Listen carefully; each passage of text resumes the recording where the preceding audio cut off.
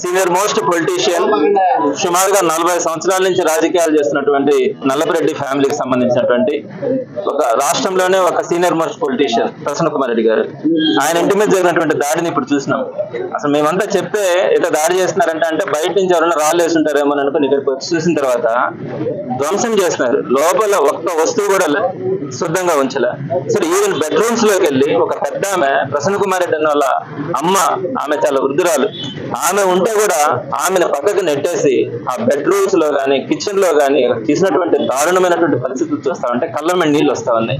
కింద చూస్తే కారుని చూస్తే మనుషులు కనుకుంటే ఆ మనుషుల్ని చంపడానికి కూడా ప్రయత్నిస్తా వాళ్ళు చేసినటువంటి దారుణమైనటువంటి ఘటన చూస్తే మాటలు కూడా రావట్లా.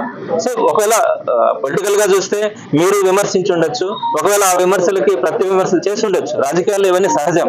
కానీ మీరు ఏదన్నా మీకు తప్పు అనిపించింది మీరు మాట్లాడండి, లేదా మీకు ఇంకా కూడా అనిపించింది మీ చేతిలో చట్టాలు ఉన్నాయి కదా, రెడ్ బుక్ రాజ్యాంగం ఉంది కదా, కేసులు పెట్టే సంస్కృతి ఉంది కదా, పెట్టుకోండి. చట్టపరంగా మేము ఫైట్ చేస్తాం, కోర్టులకు వెళ్తాం. సో మేము మాట్లాడిన దాంట్లో ఎంతవరకు న్యాయం ఉంది, ఏ విధంగా ఉందని మేము ఫైట్ చేస్తాం. అంతేగాని ఈ విధంగా ఇళ్ల మీదకి వచ్చి దాడి చేస్తే ఇందాక ఎవరు అంటా ఉన్నారు ఈ రాయలసీమ సంస్కృతి నెల్లూరుకి వచ్చింది అంటున్నారు. రాయలసీమ సంస్కృతి కాదు ఇది, బీహార్ సంస్కృతి లేకపోతే ఇంకొకటి ఎక్కడన్నా పశ్చిమ బెంగాల్ సంస్కృతి అని చెప్పాలా. ఎక్కడ కూడా ఆంధ్ర రాష్ట్రంలో కూడా ఈ విధంగా ఒక పొలిటికల్ లీడర్ మీదకి, ఇంత సీనియర్ మోస్ట్ పొలిటీషియన్ అయినటువంటి ప్రసన్న కుమార్ లాంటి సీనియర్ పర్సన్ మీదకి, ఇళ్ల మీదకి ఈ విధంగా దాడి చేస్తే రేపు సామాన్యుడి పరిస్థితి ఏంటి? ఎస్పీ గారు కూడా ఒకటి గుర్తుపెట్టుకోవాలా, ఏంటి లా అండ్ ఆర్డర్ ఏమవుతా ఉంది? నెల్లూరు జిల్లా ఎలా ఉండింది ఒకప్పుడు, ఎంత ప్రశాంతంగా ఉండింది? వైఎస్ఆర్సీపీ గవర్నమెంట్ ఎప్పుడైనా చూసినామా ఇట్లా? కాకాని గోవర్ధన్ రెడ్డి గారి మీద అక్రమ అరెస్ట్ చేసి ఈ రోజుకు 2 నెలలుగా లోపల పెట్టున్నారు. సో దాని మీద ఫైట్ చేస్తా ఉన్నాం. మా వాళ్ళ మీద కేసులు పెడతా ఉన్నారు, మాకు సంబంధించిన వాళ్ళ ఇళ్ళని ధ్వంసం చేయడానికి చూస్తా ఉన్నారు. సో ఇదంతా ఒక ఎత్తు అయితే డైరెక్ట్ గా ఒక ఎమ్మెల్యే క్యాండిడేట్, ఒక సీనియర్ పొలిటీషియన్ మీదకి ఈ విధంగా దాడి చేస్తే లోపలికి వెళ్ళి చూస్తే అసలు మనుషులు ఉంటే లోపల వాళ్ళని చంపేసి ఉండేవాళ్ళు. వృద్ధురాలు కాబట్టి ఆమె దాంకునింది పోయి.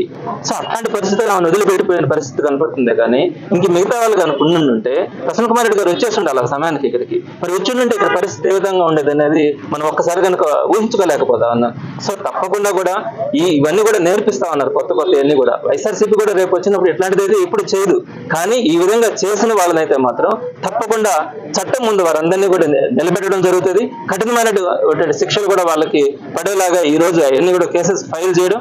ఈ కేసెస్ వాళ్ళ దగ్గర ఒకవేళ ఈ రోజు అధికారం ఉందని చెప్పి ఆ కేసుల్లో ఏం కాకుండా తప్పించుకోవచ్చేమో, కానీ 4 సంవత్సరాల తర్వాత 3 సంవత్సరాల తర్వాత వైఎస్ఆర్సీపీ వచ్చిన తర్వాత ఈ కేసులన్నింటినీ కూడా రీఓపెన్ చేయించడం జరుగుతుంది. దీనికి బాధ్యులైనటువంటి ముందున్నటువంటి వాళ్ళని కానీ చేయించినటువంటి వాళ్ళని కానీ ఒక్కరిని కూడా విడిచిపెట్టే ప్రసక్తే ఉండదు.